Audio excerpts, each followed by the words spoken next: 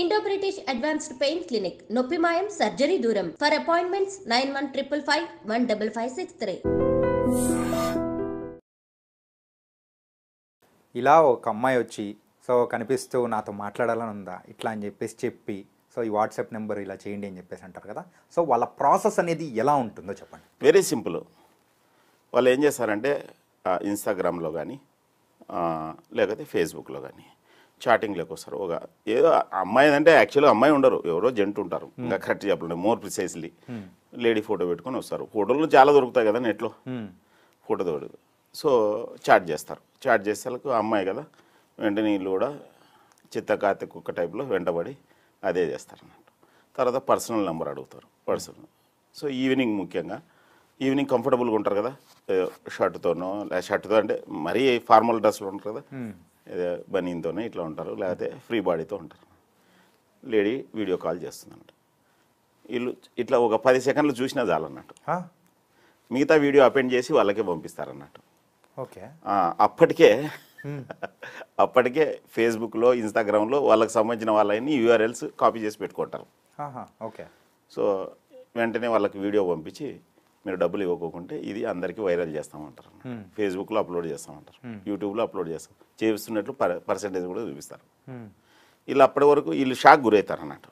Shock లేదు వాళ్ళు అనుకున్నట్లు వీళ్ళు బట్టలు కూడా ఇప్పినారనుకోండి, డబల్ బోనంజా వాళ్ళకి. So gone. సో ఇంకా డబ్బులు అడుగుతారు. వీళ్ళు ఎంతవరకు డబ్బులు అడుగుతారంటే ఈ కేసుల్లో నేను ఒక 20 మందిని కాపాడాను యాక్చువల్గా.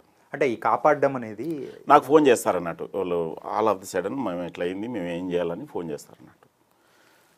యాక్చువల్గా కొన్ని ఆత్మహత్య కేసులు కూడా ఉన్నాయి అన్నట్టు ఆల్రెడీ జరిగినవి. లైక్ బాపట్ల ఇంజనీరింగ్ స్టూడెంట్ ఒక అబ్బాయి ఏదో అమీర్పేటలో కోర్సు చేస్తున్నాడు అన్నట్టు. న్యూడ్ కాల్ ట్రాప్లో 10,000 పే చేసినాడు. ఓకే. తర్వాత ఇంకా ఎక్కువ డిమాండ్ చేస్తారు. ఒకసారి ఇవ్వడం స్టార్ట్ చేసినారు, దెర్ ఇస్ నో ఎండ్. గుజరాత్లో ఒక బిజినెస్ మ్యాన్ 2,69,00,000 పే చేసినాడు. ఏంటి? 2,69,00,000. ఎస్. అండ్ నరసాపురం ఎంపీడీఓ ఆత్మహత్య చేసుకున్నాడు అన్నట్టు, సమ్ అమౌంట్ పే చేసి కూడా. సో అట్లనే ప్రదీప్ కురుల్కర్ అని డిఆర్డిఎల్ డైరెక్టర్, మీరు నెట్లో సెర్చ్ చేయొచ్చు, ప్రదీప్ కురుల్కర్ అని. అతను ప్రస్తుతం ఎర్రవాడ జైల్లో ఉన్నారు. ఎందుకంటే మరి డిఆర్డిఎల్ డైరెక్టర్ ఎర్రవాడ జైల్లో అంటే అవతల న్యూడ్ కాల్ ట్రాఫిక్ గురి చేసిన వాళ్ళు ఐఎస్ఐ ఏజెంట్స్ అన్నట్టు. ఇండియన్ సీక్రెట్స్ అడిగినాడు, భయపడి ఇచ్చేసినాడు. గవర్నమెంట్ ఆఫ్ ఇండియా తెలుసు కదా, law has no excuse, innocence is no excuse. And అలాగే మీరు పొజిషన్ బట్టి దాని తీవ్రత ఉంటుంది అన్నట్టు. హనీ ట్రాప్ అని కూడా అంటూ ఉంటారు. హనీ ట్రాప్ అంటే జనరల్గా అది పూర్తి అది ఏదో హనీ ట్రాప్ అంటే పెద్దోళ్ళకి చేసేది అనుకుంటారు అన్నట్టు.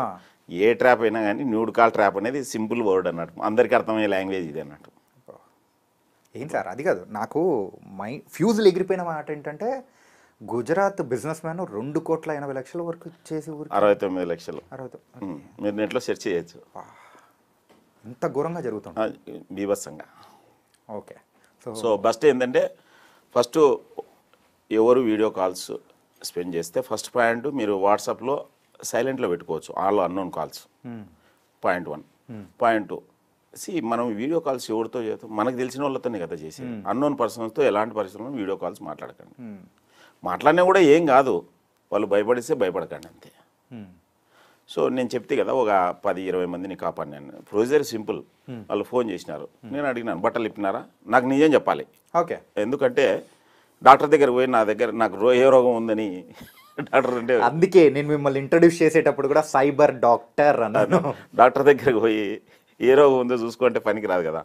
మరి మీరు ఊరికే జస్ట్ చూసారా, బట్టలు ఇప్పారా, ఓకే చూసినా బట్టలు ఇప్పినా ఒకటే మందే, ఇగ్నోర్ ఇట్ అంతే. ఓకే.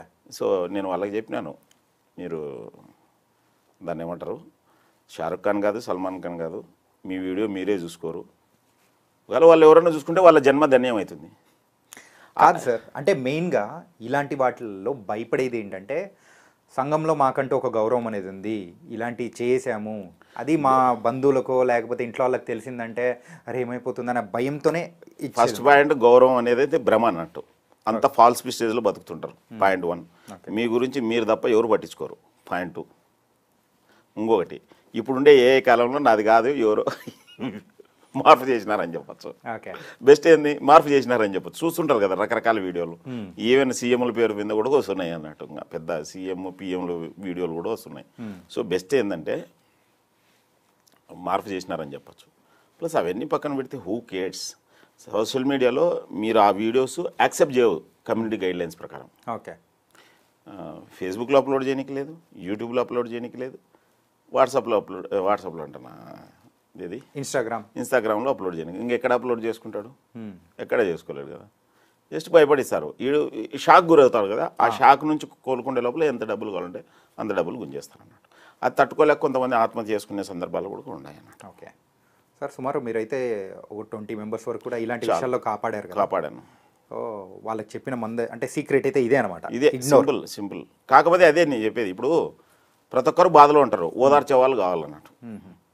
ఇప్పుడు మీరు ఇబ్బంది పడి ఉంటారు ఏదో విషయాల్లో, అంటే నేను చెప్పేది నీ నాట్ టు బి సైబర్, ఏ విషయాల్లో సమ్ కన్సోల్, ఎవరన్నా ఓదార్చే వాళ్ళు ఒకరు ఉండాలని మనము లోలో ఉన్నప్పుడు అనుకుంటాం అంతే, అలా అన్నట్టు. ఇప్పుడు మీరు ఆల్ ఆఫ్ ది సడన్ ఏదో ఎగ్జామ్ రాసింటారు, బాగా ప్రిపేర్ అయ్యి రాసింటారు, సక్సెస్ కాలేదు, ఇంట్లో బాధపడుతున్నారు, ఏం కాదు నెక్స్ట్ దాని తాత లాంటి ఎగ్జామ్ క్లియర్ చేస్తామని ఇట్లున్నారు కదా. ఇది కూడా అంతే, అరే వాడు ఏం చేసుకోలేడు, లైట్ తీసుకురాపోయి అని చెప్పాలన్నట్టు. అట్లా అంటే వాళ్ళకి కొద్దిగా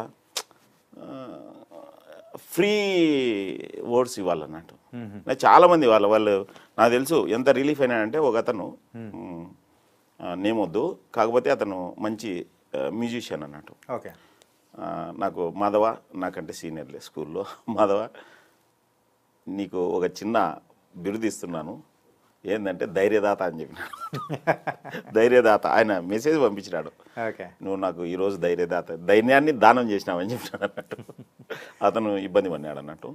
so but any when I told this one, ఇంకా కొన్ని కేసులు అయితే వాళ్ళకే క్రిమినల్స్కి చెప్పు, నువ్వేంది స్క్రీన్ రికార్డ్ చేసినావు, ఒరిజినల్ కావాలంటే పంపిస్తావని చెప్పు అని చెప్తే ఇంకా సైలెంట్ అయిపోతాడు. ఇంకోళ్ళు ఈ క్రిమినల్స్ ఎట్లుంటారంటే, cyber criminals, they are like beggars. ఒక క్రాస్ రోడ్స్లో బెగ్గర్స్ ఉంటారు అనుకో, పొద్దు నుంచి సాయంత్రం వరకు ఒక 10 రూపాయలు కూడా రాలేదని ఎంతసేపు ఉంటారు అక్కడ? ఎక్కువసేపు ఉంటారు కదా. సే అంతే, ఇక్కడ కూడా అంతే, మీరు డబ్బులు ఇవ్వలేదనుకో, దే లుక్ ఫర్ అనదర్ బకరా. ఓకే.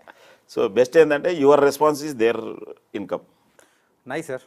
ఏంటంటే ఈ సైబర్ మోసాల గురించి మీరు ఇచ్చిన ఈ సెషన్ మాత్రం నిజంగా చాలా సూపర్గా ఉంది. మాకు తెలియని విషయాలు కూడా బోల్డ్ అని చెప్పి, లాస్ట్ బట్ నాట్ లీస్ట్ ఇంకొక విషయం చెప్పడం మర్చిపోయినా. ప్లీజ్. దయచేసి మీరు ఏదైనా వస్తువు రాలేదని, వస్తువు కావాలని గూగుల్లో సెర్చ్ చేయకండి. సెర్చ్ చేస్తే గుయ్యి అంటుంది. అఫిషియల్ సైట్కి వెళ్ళాలి మీరు. ఓకే. మీరు ఏదో పైన కనపడిన నెంబర్కి ఫోన్ చేస్తే సైబర్ క్రిమినల్ రెడీగా ఉంటాడు కంసల్. నాకు తెలిసి చాలామంది మోసపోతున్నారు. Okay.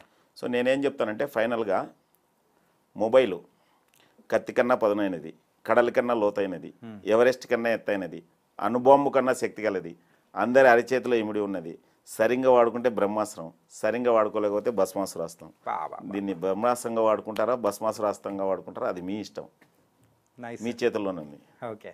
So mobile danger and దాంతోపాటు చాలా ఉపయోగమే నన్ను అడిగితే, చాలా ఉపయోగమే నన్ను అడిగితే. ఎందుకంటే ఇదే మొబైల్ ద్వారా నేను ఐఐటి ముంబైలో 2 సార్లు మాట్లాడినా జీరో బడ్జెట్ పాలిటిక్స్ గురించి, ఐఐటి చెన్నైలో ఒకసారి సైబర్ నేరాల గురించి మాట్లాడినా, అండ్ బిట్స్ పిలాన్లో మాట్లాడినా, ఏకంగా యూకే పార్లమెంట్లో ఒక ఇన్ఫార్మల్ మీటింగ్లో జీరో బడ్జెట్ పాలిటిక్స్ గురించి మాట్లాడినా. ఇదంతా ఓన్లీ మొబైల్ ద్వారానే వీలైంది.